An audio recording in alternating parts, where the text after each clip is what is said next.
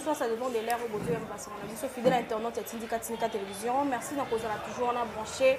Parce que na beta donc na mino yamba basanga itali actualité politique ya mboka na biso comme d'habitude de message ko pusana. Bon continuer ko zala wana ko s'abonner massivement à Tindika Télévision. Ba suggestion la mino ba commentaire la mino ko yamba toujours à bras ouverts comme d'habitude. Na ça va toujours ko pesa mbo de na ba kolo chaîne na kombo ya Patrick Kenner et fin qui sont sans oublier mon vieux Luca c'était Jessie na 4 à Londres maman Jelinda ya KMB futur député na 2023 directement. Nazaine invité nanga awa na kombo ya président Cisco et ça ni ba liboso te mo na ina kati Tindika Télévision to zaina to komeka ko solo na isi makabo ezali vraiment ya actualité politique ya mboka na biso na kopesa directement na lombango mbote mo na mboka président Cisco mbote ndeko sefora sango nini en tout cas sangote kimia ifegas na isi mera ya fachi beta ko mo na mboka to le makambo ezali koleka au sein de parti ezali parti de PES. Jusqu'à là, tu as dit que tout le monde qui a des démission, et si tu salama, tout le monde a trouble, salama qui n'a IDPS, tout le monde a qui n'est côté. Nous avons une base IDPS. En tout cas, IDPS, je suis comporté qui est IDPS, c'est la partie des masses. Dans l'Afrique, ils ont la partie où ça populaire de IDPS. En plus, IDPS, c'est la partie les mieux structurée, partie les mieux implantée. Il y a aussi des gens moi, mes attentes. Mais pourquoi tout ça organisé, en tout cas, qui m'écoute, il peut évoluer à bonne santé, toujours, pour conserver notre pouvoir le plus longtemps possible. Mais tout le monde qui coup d'état, moi, ici, ça, mais tout le monde, la mouka, partout, la mouka, bazali ko démentir en gros, balobé, zali lokuta. Tu évites intervention, mais les amis, il sera fait avoir un coup d'état raté, ou la mouka, zali ko boya, tu zali ko ignorer. Moi, je suis un fora, au moins, coup d'état, les gars, Burkina Faso. Baboumaki plusieurs personnes, y compris quelques opposants. Batou Basobika parce que Félix est un démocrate, Aza sanguinaire, c'est un chrétien. Makamboleki na mboka oyo lelo na Congo, soka zaki Mobutu, to Joseph Kabila, mais tout tangi bibembe ba misusu ba en plein air, ba kufi en plein air. Mais le gars Félix c'est qu'un démocrate, un chrétien, il y a même ba opposé ba fungama baloba. Mais coup d'état oyo ils ont commencé à quitter. Même le service de renseignement, la sécurité externe, il y a une ambassade où ils allaient accréditer le Congo, il y a des pays étrangers. Le service de renseignement va confirmer réellement qu'il y avait une tentative, il y a un coup d'État. Mais dans ce cas, moi, ils ont un coup d'État, ils ont un montage. Mais c'est du théâtre. Parce que Félix est un démocrate. Ça montre que noir sur blanc, même les Bangopé, bazalaki na complot parce que Hollanda qui dit un message il y a bin Kakubi qui kaya Karoubi alors bah qui est très bien en plus la fois passée na explication claire bin qui kaya Karoubi bazalaki proche ya Kabila alors bien que na ba pays Afrique oh bah ça ba coup d'état salami Congo et gozana exception té donc c'est-à-dire na Congo pe coup d'état ko salama wana maloba ya kikaya o ya tuitaki proche ya Kabila donc c'est-à-dire coup d'état ezalaki bien préparé. Auteur, compositeur, il y a coup d'État, François Beya. Pourquoi? François Beya a imposé qu'il en ait information avant comme le chef de l'État et l'équipe a tamisé après à même le chef de l'État. Tandis que en air, dépend directement du chef de l'État.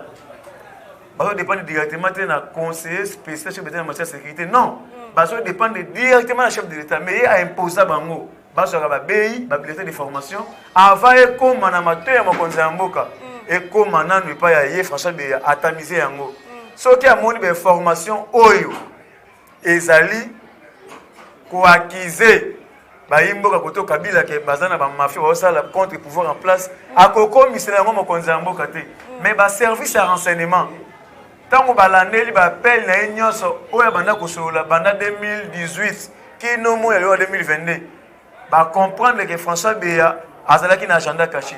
Même les chefs de l'État, a déjà informé que François Beya a un agenda caché. Parce que toutes les informations, service de renseignement, na des renseignement militaire, avant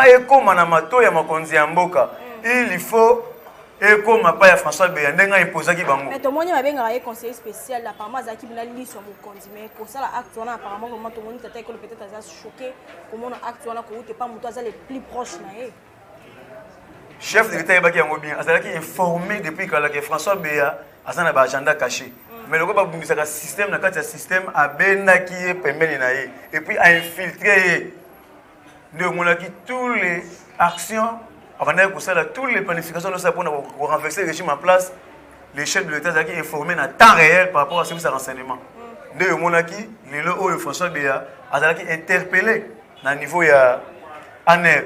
Et puis, moi, quand j'ai un mot, tant à Kéi, quand la remise reprise na Addis Abeba, na homologue nae, auto bengi président du Sénégal, Macky Sall, pour ça remise reprise le président de l'Union africaine, a pas ça et bon l'Union africaine. Ba préparer na voyage wana, ba ça na makonzambo ka coup d'état. Et puis bazo benga makonzambo ka quitter Zela Brazzaville. Et États-Unis d'Amérique. Ben aussi makonzambo ka quitter na Congo. Les chefs de l'État vol à quitter na Congo na 1h du matin. Et si le plan n'a pas échoué, mais ceux qui ont dit au coup d'État, ils ont montage, automatiquement, ils sont complices dans le coup d'État. Mais moi, je ne peux pas citer Bochab na Matata Pogno comme bateau bazali pour comploter contre l'institution où ils allaient en boucle intervention dans les années. Mais les biso na masolé au coup d'État, ils ont battu belé ou bazali impliqué dans quatre. Service à renseignement, baza kusala musala, bas service intelligent. Baza Kosala Moussala, le Lenge et le Mobani. L'un de ces 4 matins, il y aura plusieurs arrestations, plusieurs têtes vont tomber. Même Kabila, Azari en Afrique du Sud. Afrique du Sud, il siège dans la planification du coup d'État. Nous, au moins, François Béatan a voyagé à Afrique du Sud, à Zéland, Maroc, à Zéland, Brazzaville, sans autorisation et hiérarchie. Même Kabila est en Afrique du Sud. Nous connaissons l'aéroport. Na 6 millions de dollars. Na passeport diplomatique azo memela Kabila bakange ba entrepreneur na anel ba sambisier tant ba yokié ndé ba zongi passeport diplomatique azo nginda mais 6 millions de dollars wana en espèces et non que ndiwa na ebisiyo Bochab azali cité Badi Banga azali cité Matata Pon azali cité et puis na ndeko Axel ministre de l'Intérieur azali cité mais te confirmer te yango to tiki service en renseignement service d'intelligence, basa la banquette na bango jusqu'à ce que bako interpeller bango na aner bayo ka bango si réellement bazalaki na kabalwana bako zala sanctionner conformément à la loi. Mais tout le monde PCG Augustin Kabou ya si ko loba ete bako peuple congolais to bande komisi bako sepelater comment na complotation ya bande komoko to ba individu ba ya ba luka ba arracher pouvoir na biloko mo eza ya ba coup d'état et tout intervention dans les années. Na biso mo na mboka se fora biso yi dépêche pouvoir autozu yango na violence té. Pouvoir auto bundi 3 décennies 37 ans d'élite. Poto longwa 10 ans minutes comme ba ya na société 37 ans na nzela. Mais dans Nzela, on a ébélé ba kwei, ébélé ba koufi, ba tikali ba aveugle, ba veuve, ba orphelin, na maladie. Mais pour qu'on a lutte moko pacifique noble, mais Mobutu a bomi biso, Kabila a bomi biso, ba tumbi ba combattant na IDPS vivant, ba fausse commune ko lobate o ba limo ba kendaka kabo.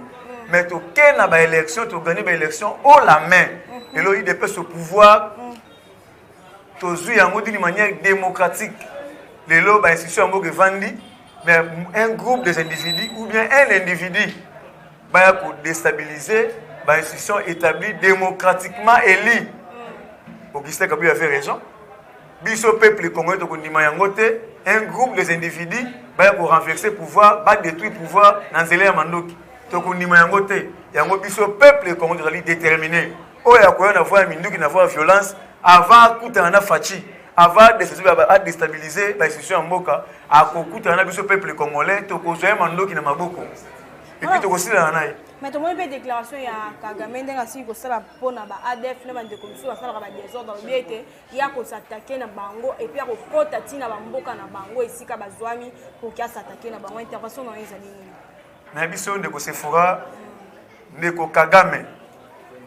Pourquoi s'agiter? Pendant que Konzambo a décrété état de siège, Rwanda va exploiter 260 000 tonnes d'or au Bazorana Congo. Pendant que Konzambo a décrété état de siège, va exploiter 150 tonnes de décalage. À partir de la mutualisation, il y a des forces entre IPDF armée ougandais et l'armée congolaise FARDC. Les Oyo, il y a 300 groupes armés dans la Est. Les Basikali, 3 groupes armés, mais nous sommes des bandades. ça montre que dans les jours à venir, dans quelques jours, guerre dans l'Est, ils allaient aussi là. Kagame a bien très bien que base, il y a ADF, il y a FDLR, ravitaillement na bango, bateni na bango, minduki na bango, milition na bango, kolia na bango, commandement na bango et outaka na Rwanda. Le col à comprendre que déjà dans l'état de siège, nous avons détecté un coup d'État. Kagame a commis une agitation. Pour aller et si quand nous sommes en Rwanda, le col à ADF, le col à FDLR, partout à Kozala, même sans autorisation, c'est-à-dire, à déclencher ou bien décréter guerre entre RDC et Rwanda.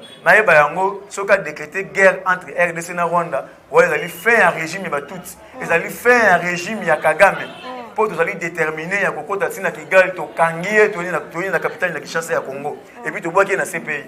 Aye ba yango Rwanda akoyi ko engager combat na Congo atana ndoto ba kokate. Kagame a s'agité au moment où Fachi a commis une option ya kotonga mboka. Tant Fachi a lancé construction ya port en eau profonde de banana où ko engager 50 000 emplois.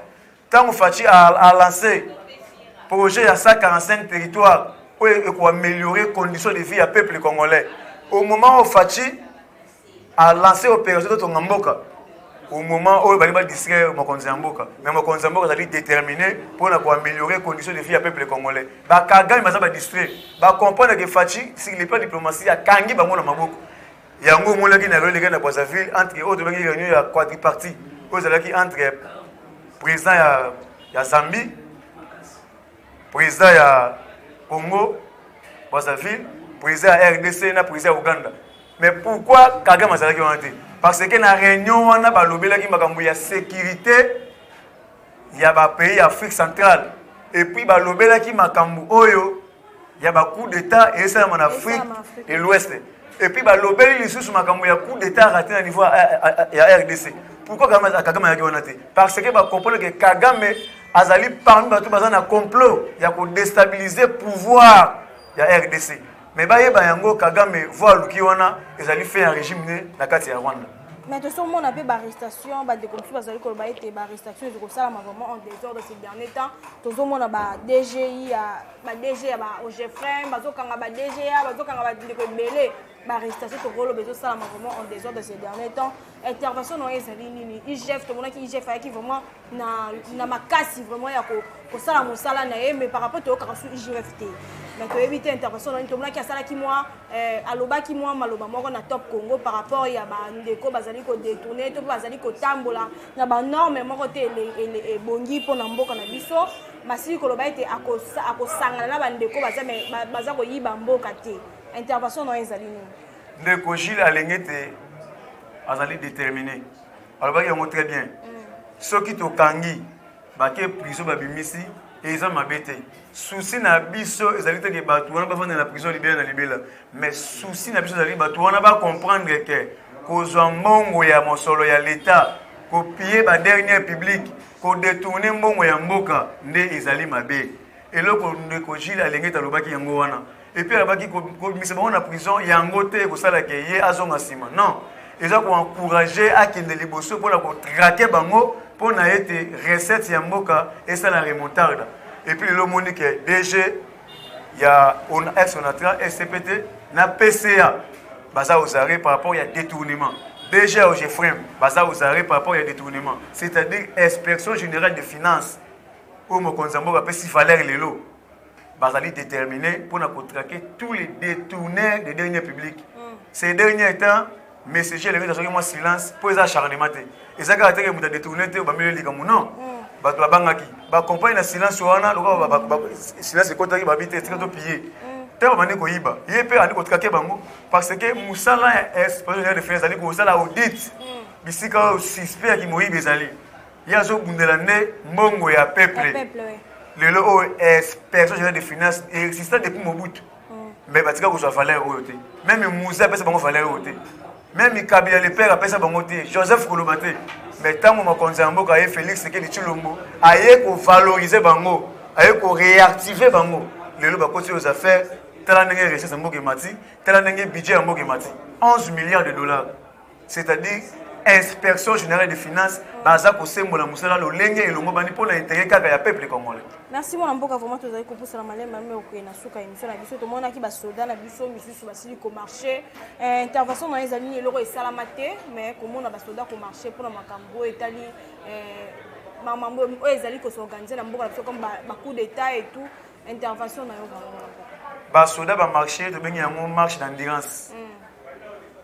Marche d'endurance wana balinga ba lakisa opinion nationale internationale que nous l'armée congolaise garde républicaine to ko accepter un groupe de rebelles ou bien des politiciens ou bien des individus ba ko déstabiliser ba institution en place parce que mission ya garde républicaine ezali pour na assurer intégrité territoriale na ko battre la mokonzi ya mboka na famille ya mokonzi ya mboka na biso peuple congolais.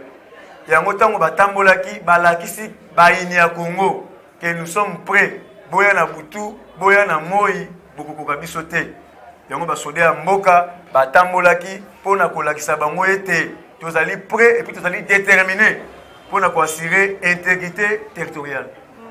Moi mboka vraiment to comme na suka émission to lukato au moment de la fin par rapport à makambo de cycle ba AT et puis pour que to chiter na numéro na. Merci mon mboka Sephora. Mot de la fin d'angez aliboué. Na sengi na opinion nationale internationale. Makambu oyo ezoleka na Congo. Communauté internationale, Union européenne. Tu as vu que bino boza na base. Bo banda ko sala makonza mboka coup d'état ko banda na Genève. Bokezo ndakala na kombo ya Fayulu. Bokomise candidat comme ya peuple congolais mais tant ba kene Genève, ils ont un politicien moko za na poids politique ko le Félix Sekechilombo. Bo sali coup d'état biso peuple congolais. To retirer signature mais bolandi eti na cargo bobeta avion massas bolandi boluki na coup d'état à poison bolandi na coup d'état constitutionnel mais vous comprenez que tant que pouvoir akendaki na martyr abondi mboko na mboko nzambi yango na sengi na peuple congolais tous en éveil de la conscience tous à la osage mais na sengi François Beya. À part mission à coup d'état, François Beya a détourné même les minerais et belé. Bakani 17 conteneurs, 17 véhicules et minerais et les autres qui sont étrangers. Donc François Beya a facilité la sortie à Mitouka et belé. Oso bakangi boy, bata ane babengi a pesi o de botike bima. François Beya a sakani na mboka, même budget en mboka. Et linga kezala même l'icolo a 11 millions de dollars. 11 milliards, j'ai dit bien. L'icolo a 11 millions de dollars. Mais grâce à la sortie de minéraux au François Misaki, et puis on a remercié c'est ça en air au bazar là-bas, on a 17 véhicules où ils ont minéraux et qui sont étrangers. Mais na sengi na mokonzi ya mboka, ba mandataire nyonso au Kabila tikaki, ba bourgmestre, koto la police, armée, ba ambassadeur au Kabila tikaki. Batuana, il faut que ça la mise en place dans le mango. Kolongo la batuana. Kocha batu ya sika o bakozana na obédience na yo o bazana ordre na yo surtout na armée mise en place et ça na lumbango ba bourgmestre mise en place biso yi de peste ça na mission ko conserver pouvoir au le plus longtemps possible to ko conserver yango libande ya gestion te il faut to na gestion ya mboka poto e ba e lolenge nini ya ko conserver pouvoir na biso batu wana baza ko flatter na union sacrée baza ba hypocrite. En 2023, sa casquette na bango. C'est le moment. Il y a la mise en place. Il y a des pestes au bout de 3 décennies. Sur le plan administratif, parce qu'il y a fait courant pendant 6 mois. Mais oui, comme il y a 3 ans, il y a François Beya, il y a un conseiller, pour être batouana batikala. Moi, il y a un billet vert. Nous sommes batouana, qui a contribué pour un coup d'État. Le moment est venu pour sauver notre pays, notre patrimoine. Oh, nous avons bâti la biso. Na sengi na chef de l'État a ça la mise en place na lombango parce que biso ta IDPS matamaele bazali oh to comme ba bourgmestre, ba inspecteur territorial, ba directeur général, ba ambassadeur to contrôler pouvoir na biso et puis to battre pouvoir na biso. Pour na kozwa ngai plus 243 89 68 53 286. Tu as allé dans la marche, il y a Kafu samedi. Ils allaient marche de soutien, il y a toutes les institutions. Et puis, ils ont mettre en garde tout le monde où il y a déstabilisé les institutions établies en place en RDC. Il y a un peu de soutien à Bino, numéro 1, Tout ça, on a posé à soutien à tout le monde sur les plans financiers, sur les plans moraux, sur les plans physiques. Plus 243, 89, 68, 53, 286. Marche, on est dans un compte, il y a collectif, il y a le président parlement debout, il y a IDPS Funa, il y a communicateur, il y a IDPS Funa. Je dis et je vous remercie. Merci vraiment, fidèle internet, vraiment à souka émission. Merci à cause de la vraiment branché, puis à s'abonner, à partager, à liker. Merci à Biumbu, à ma caméra, merci à Mike Zayed. Quand on va vraiment tout le monde, bye bye.